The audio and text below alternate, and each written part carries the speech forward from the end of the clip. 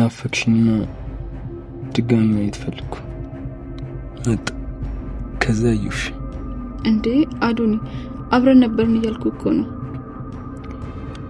ቆይ በዚህ ሰዓት ከቤል ጋር ውጭም ታረጋላችሁ? ምን ማለት ነው? ያው ወክ እያደረግን ነበር። እኔ ግን እንደዛ አይመስልኝም። እንደፈለክ ማለት ነው? እንደፈለክ ማለት ባልኩት ነገር አምነሽበታል ማለት ነው? ቆይ የት ነው እሱ ሄደ? ምን ሆነሃል? በጣም እየተናደድኩ እኮ ነው። አዎ በጣም እየተናደድኩት። እኔ እንውጣስልሽ ጊዜ የለሽ፣ ላውራሽ ስልሽም ጊዜ የለሽ። ከሱ ጋር ግን ጨለማ ያለ ጨለማ ተቀራርባችሁን ያገኛችሁ። አረ በፈጣሪ ተረጋጋ። ደግሞ እንደዚህ አትጮህ፣ ሰው እንዳይመጣ። ይምጣ። ምን ነው ከኔ ጋር መጥተህ ተሰፍርሻል እንዴ? ቆይ በምንድን ነው እሱ ከኔ የበለጠ? እኔ ላንቺ አነስኳ? ባንቺ ለመፈቀር ነው ቋርዱ? አዶኒ ረፍ። አንተም ቤሉልም ወንድሞቼ ናችሁ። ተይ እባክሽ። ወንድሞችሽ? ሂድልኝ በቃ። እምቢ ካልክ መስኮቱን ዘጋዋለሁ። ኧረ ተይ በያድርግ። እረፊ። እንደበሰጭ ባታደርጊኝ ጥሩ። ከሱ ራቅ። እሱ እኮ ላንቺ የሚሆን ሰው አይደለም። በገንዘቡ የሚያስብ ሰው፣ በገንዘቡ የፈለገውን ነገር መግዛት የሚችል ይመስላል። አዶኒ እባክህ እጄ ልቀቀኝ፣ እያሳመንከኝ ነው። ከሱ ራቂ።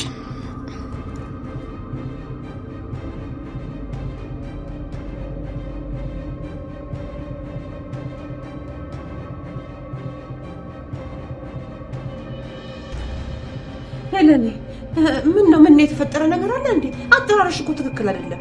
አይኔ እጄ ማትረባልሽ ከኔ ጋር ምን ችግር እንዳለባት አላውቅም። ካንቺ ፊት ላዋርዳት አልፈልግም። ግን ደግሞ ማንን መሰረት የለም መሲ ጌጣጌጤ ማን የወሰደው? እስከ ጧት ድረስ አይቼዋለሁ።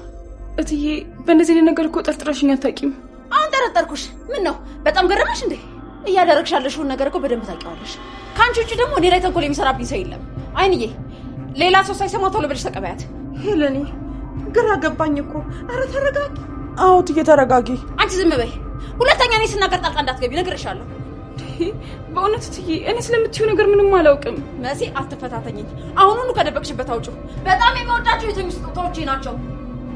እንደተፈራውም ሄለን በዚህ ሰዓት በራሷ ልጅ የተወሰደባትን ወርቅ ከመሲና ከኑኑ ውጪ አንዳቸውም ላይ ማሳበብ ትፈልጋለች።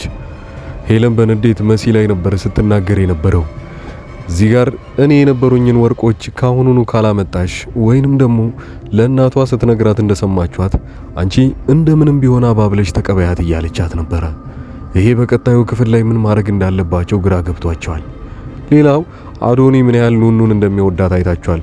ከቅርብ ጊዜ በኋላ ደግሞ ጭራሽ ሰቀናቃኙ አብሮት ከሷ ጋር መታየት ከጀመረ በኋላና በዛ ላይ ያላመነው ነገር ውጪ አንድ ላይ መታየታቸውም በጣም እያናደደው መጥቷል። አዶኒ በዚህ ንዴቱ እሷን ሲነግራት እንዳያችሁት ከሆነ ከዚህ በፊት ፍቅሯን ሲደብቅባት ነበር። አሁን ላይ ግን በግልጽ እየነገራት ነው። በጣም እንደሚወዳትና ወዲያው እንደናፈቀችው ሊያያት እንደመጣ ሲነግራት፣ እሷ ግን በተቃራኒው አይ ቅርብ ጊዜ እኮ ተገናኝተናል፣ አሁን አንተ ወደኔ መምጣት አይጠበቅብህም እያለችው፣ በዛ ላይ ለሁለቱ ስታሳይ የነበረውን የተለያየ አይነት እይታ በዛ ላይ ለሀብታሙ ልጅና ለሄለን ቤተሰብ የነበረው ልጅ ፈገግ እያለች ስልክም ሲሰጣትና ከዚህ በኋላ ማውራት እንዳለባቸው ሁላ ሲስማሙን አይታችኋል። አዶኒ ግን በተቃራኒው እሷን ሲያወራት እሷ ደግሞ ፊቱን እያዞረችበትና ሁለቱም እንደ ወንድማማቾች እንደምታያቸው ሌላ የተለየ ነገር እንደሌለውና አሁን ላይ አብሯት መሆን እንደማይችል ከዚህ መሄድ እንዳለበት ሲነገረው አዶኒ ከዚህ በኋላ ውስጡ ላይ የጥላቻ ነገር እየተፈጠረበት ይመጣል። በጣም ስለሚወዳት የቱንም ያህል እንኳን ጸባይ ቢኖረው አዶኒ ራሱ በራሱ ሳይታወቀው ምናልባት ወደ አልተባለ ቦታ ሊሄድበት ይችላል። በዛ ላይ አዲሷ ሄለን የቀጠረቻትን ልጅ ያውቃቸዋታል። በጣም ተንኮለኛና አስመሳይ፣ በዛ ላይ ልክ እንደተጎዳ ሰው አድርጋ ነው ራሷን መቀየር የምትችለው በቀላሉ። ታዲያ ይሄ ልጅ ሄለን የምታስበው በራሷ በኩል ያው ከነመሲ ቤተሰብ ጋር ምንም አይነት ዝምድና እንዲኖራት አይፈልግም።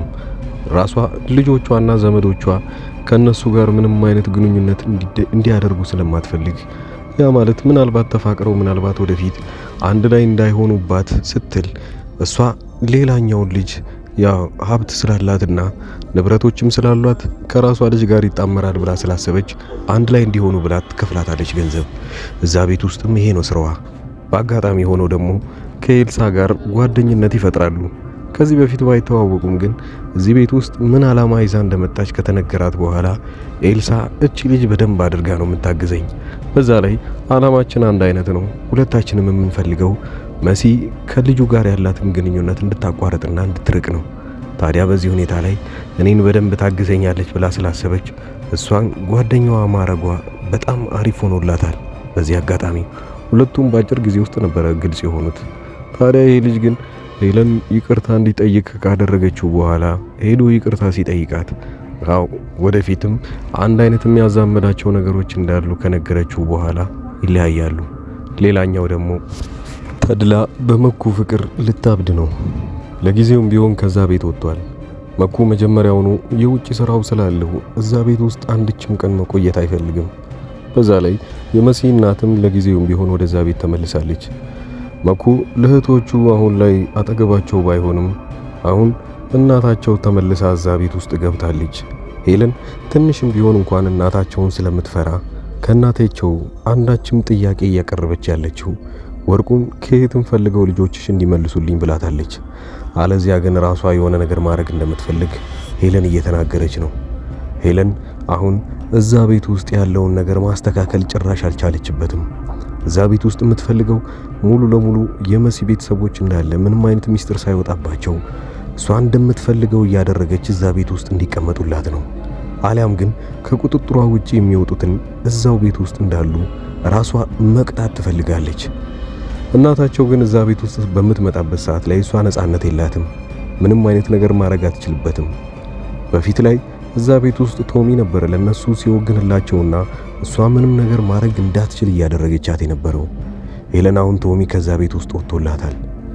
አሁን ላይ ያላት የመጨረሻው ነገር ቢሆን ሲያስፈራትም የነበረው ያፌት ነው። ያፌት እዛ ጋር ያለውን ነገር ለመጨረስ ሲል እሷ የምትሰራበት መስሪያ ቤት ውስጥ መቀጠር ይፈልጋል።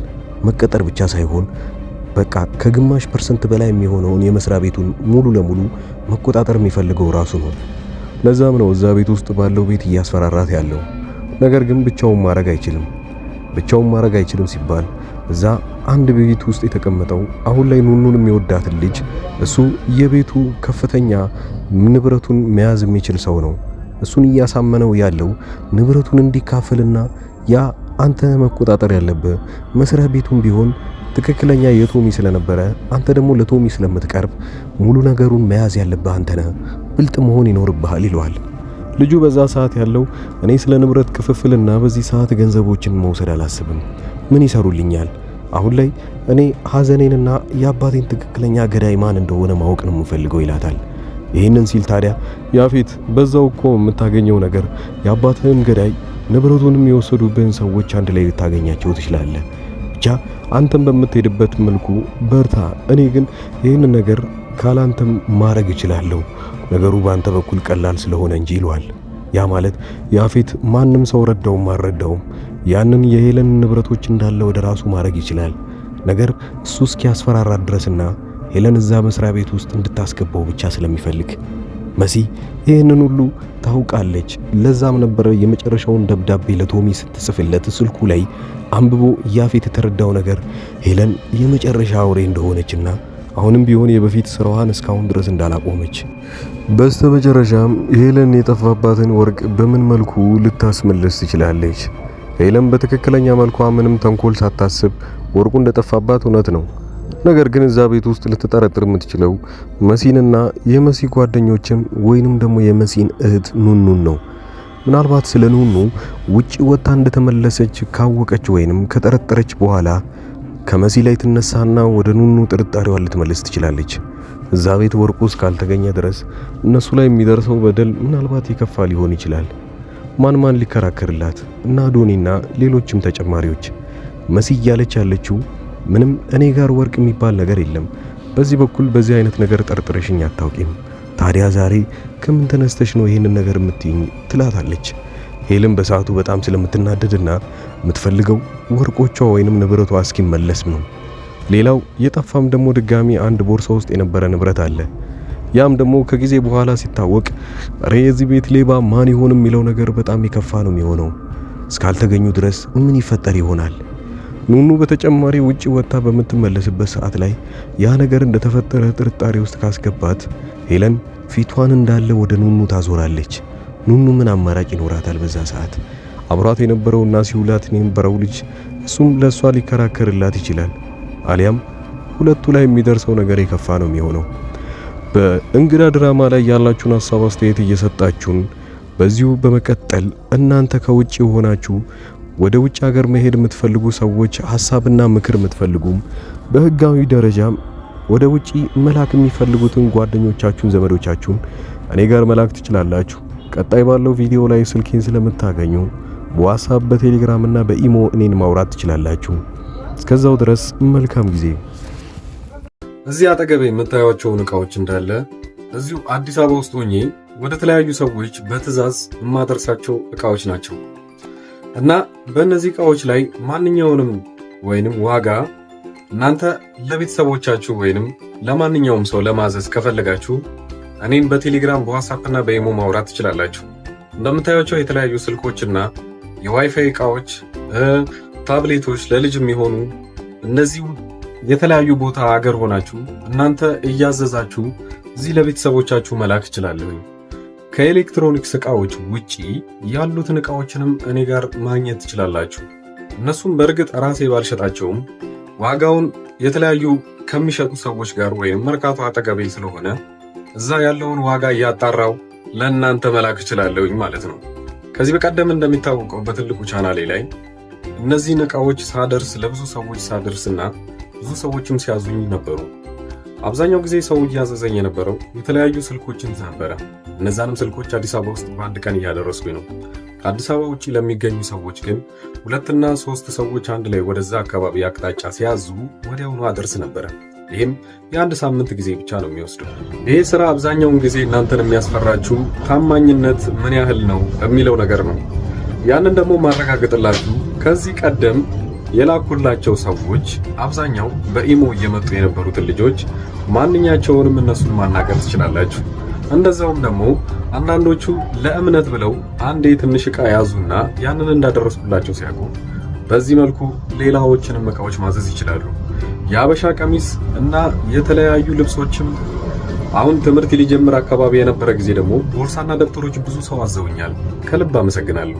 ሌላው በዚሁ አጋጣሚ እናንተም የምትፈልጉት ዕቃ ካለና እንዳደርስላችሁ መልእክት ሊሆን ይችላል። ማንኛውንም ዕቃ የቤት ዕቃ ሊሆን ይችላል፣ ልብሶች እና የተለያዩ ፈርኒቸር ዕቃዎችም እንደዚሁ እያደረስኩ እገኛለሁ። ዋጋ ብቻ ማወቅም ከፈለጋችሁ እኔን ማናገር ትችላላችሁ። ለማንኛውም እስኪ ዋይፋዎቹን ላከልኝና ልምጣጣቸው ነው የምፈልገው ማለት ነው። አመሰግናለሁ። በጣም አሪፍ ነው። እገዛለሁ ግን አሁን ሳይሆን ወደፊት የልጄ ልደት እየደረሰ ስለሆነ እንደ ስጦታ ትልክ ታደርስልኛለህ። እዛው አዲስ አበባ ወደ ለገሃር አካባቢ ናቸው እና እዛ ታደርስልኛለህ። ደውዬ እነግርሃለሁ ሁሉን። አሁን ገባኝ። እና ዋይፋው ስንት ብር ነው? እና የዋይፋው ዋጋው ስንት ብር ነው? በገንዘብ ትችላለህ? ይሄኛው ስንት ነው? እና ስንት ጂቢ ነው? እንዴት ነው? ሁሉ ሰላም አለኝ። ነው ደህና ተለይና ቆይታ እንደነበረ ሁሉ ሰላም። ኧረ ችግር የለም። ቀሪውን ያኔ በ30 ብር ለማስገባልሃለሁ። ያንተንም የእሷንም የሁሉንም ባንዴ አስገባዋለሁ። ችግር የለውም። ያኔ አንተ የምትሰጣት ከሆነ ትጀምረዋለች። ማይማር ይሄንን እስቲ አጣራ። ኮፍያዎች ስንት ናቸው? እስቲ ጠይቅ እስቲ እና አጣራሽ። ብዙ አይነት ነው ያለው፣ ግን ይሄንን ነው ያደረኩልክ። እስቲ እንትን ያልኩት የላኩልክ እስቲ ለቦሌ ያምጣውና ከዛ አንተ ጋር ከሻንጣው ማለት ነው። ከዛ በኋላ አንድ ላይ ነው የምትሰጣ ከሞባይሉ ጋር ማለት ነው። ከይቅርታ ጋር ግን ከልብ ላስቸግርክ ነው። ዋትስአፕ ላይ ልኬልሃለሁ የሰውየውን ቁጥር ማለት ነው። እና የት ነው አለኝ ሉሉ ምንድነው እሱን እስቲ አንተ ከዛ እሱ ካመጣክ በኋላ ተደውለልካለች። የጀመሩት ከዚህ በፊት በነበሩት ቪዲዮዎች ላይ በለቀኩት ማስታወቂያ ነው። ያው ለሌሎቹ እና አዲስ አበባ ውስጥ ቅርብ ለሆኑ ሰዎች ወዲያውኑ በአንድ ቀን ውስጥ አድርሰንላቸዋል።